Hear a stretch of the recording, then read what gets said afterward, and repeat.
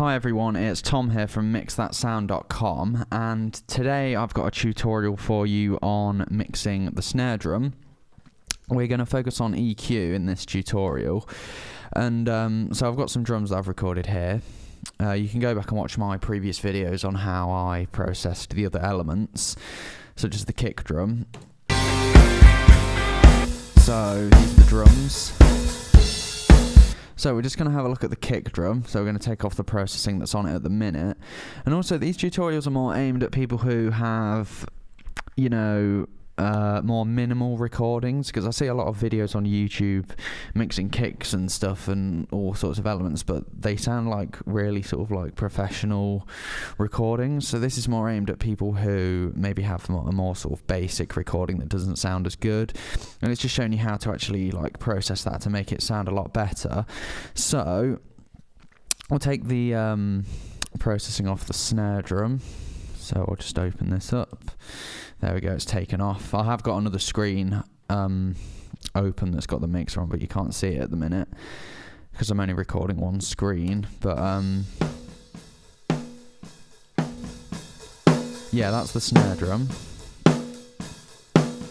So let's open up an EQ and have a look. Right, first obvious thing is it needs a massive sort of boost in sort of the mid-high region.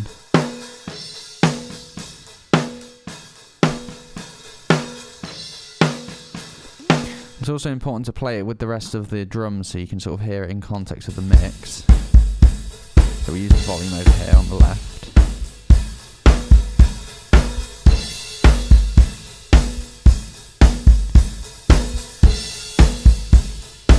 Also, we need to take into account the bleeding that's going on, as in like elements from other drums that you can hear that have been picked up on that microphone. So in the next video we'll go on like gating the snare drum and how to sort of get rid of that. So it sounds quite good up here, and then at the bottom end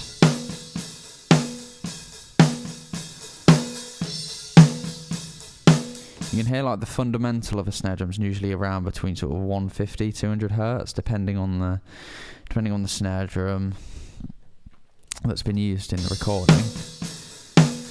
Also, I've mentioned before in other videos, but I recommend getting this Voxengo span plugin because you can actually see, exactly what's going on in terms of like frequencies.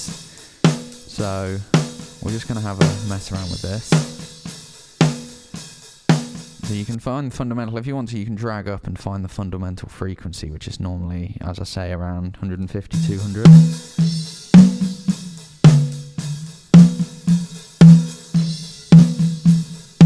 So it's around there, so we can keep that in mind and just bring it down slightly.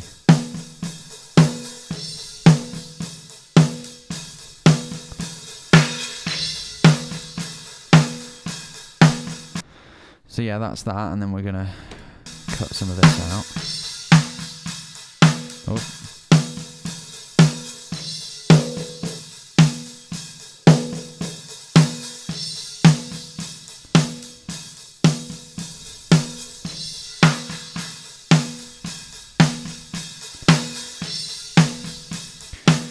So yeah, and also we're just going to get rid of the bottom end here, just to remove any kick drum bleed that might have come in.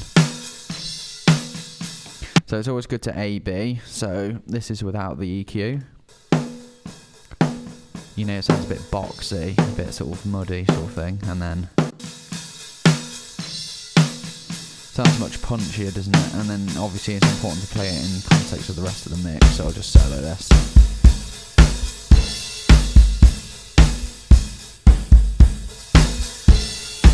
Yeah, you can hear a lot of bleed from the other microphones, but we will sort that out in the next tutorial. We'll look at gating and compression. So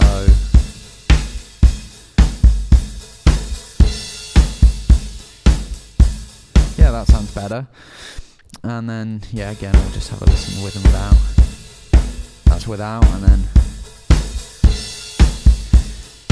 just sounds much punchier. And Yeah, the thing that's going to make it stand out a lot more is when we start to add compression, limiting, and reverb. So you can check out my next video on processing the snare drum using those techniques.